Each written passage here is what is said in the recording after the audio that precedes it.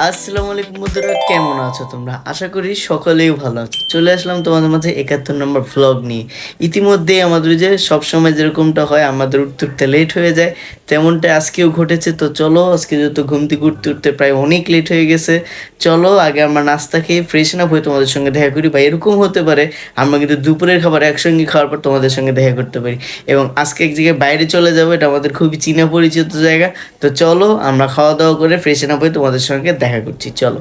2 hours later. তো যেমনটা দেখতে পাচ্ছ, আমরা কিন্তু আসলে দুপুরে খাওয়া দাওয়া করার পর কিন্তু বের হয়ে, যেমনটা বলেছিলাম আমরা একটু বাইরে যাব। আমরা কিন্তু চলে এসে পড়েছি পুরান ঢাকায়, কেননা আমাদের একটি গুরুত্বপূর্ণ কাজ আছে তাই।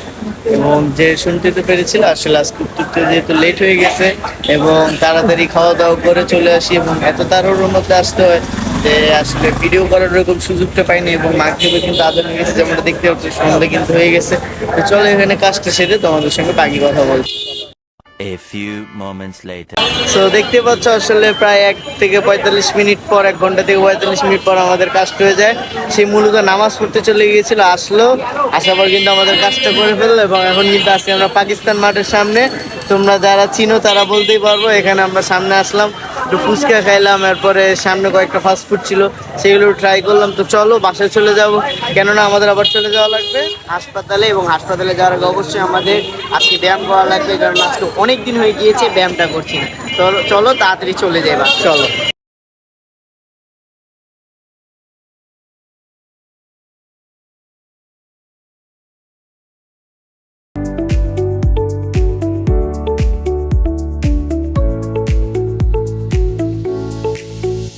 আমরা কিন্তু সেখান থেকে বাসার উদ্দেশ্যে যেতে, আর বাসায় না যে আমরা কিন্তু একবারে হসপিটালে চলে যাই, যেহেতু আমাদের পক্ষ করতেছিল, তাই একটু আমরা দেখতে চলে যাই যে আজকে আসলে তার কেরকম আপডেট ছিল। দেখতে পাচ্ছ এই যে মগবাজার মোড়, এরপরে কিন্তু আমাদের হসপিটাল, এই যে দেখতে পাচ্ছ আমরা চলে যাচ্ছি, তোমরা চোখের সামনে দেখতে পাচ্ছ।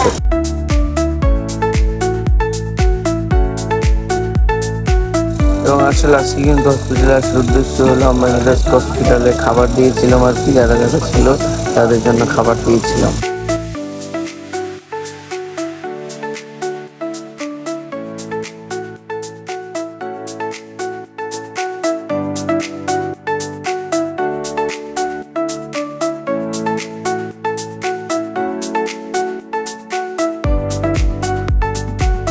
A few moments later. So যেমনটা দেখতে পাচ্ছ হসপিটাল থেকে বেরিয়ে গেছি, খাওয়া দাওয়া তো দেখালে মেয়েদের বাদে হালকা পাতলা। চলো চলে যাবে এখন একটু বাজার সদাই কিনতে, কেননা বাজার সদাই এখানে কিনে, বাজার সদাই বলতে যে শাক সবজি আর কি, যেগুলো এখানে আর কি দাম বেশি, আব্বু তো আবার কম দামে ভালো কিছু কিনতে পারে। তো চলো দেখি, এখানে বাজারে যাব, যেটা মগবাজার বাজার, সেখানে যেয়ে দেখবো। চল যে শাক সবজি দেখি এখানে দাম কেমন, এখানে কি আমরা আসলে জিততে পারি নাকি। আসলে যেমনটা ভাবছিলাম হয়তো আমাদের এলাকার মতো হয়তো এখানে সবজি বাজার টাজার বসে না। আপু হসপিটালের নিচে থেকে কয়েকটা বাজার করলে পর আমরা গন্ডি উঠে গেছি, বাসে চলে যাচ্ছে, এদিকে হয়তো বাজার কিনা হবে না। কিন্তু দেখলাম আপু মালিবাগ মোড়ে নিয়ে আসলো, আরে বাবা এদিকে তেলাই কাণ্ড, পুরো বাজারেরই একবারে দোকানটা। তোমরা একটু দেখো আসলে, আসলে অভিজ্ঞতা যে কতটুকু ম্যাটার করে এটাই ফ্যাক্ট। আসলে দেখো তোমরা খালি।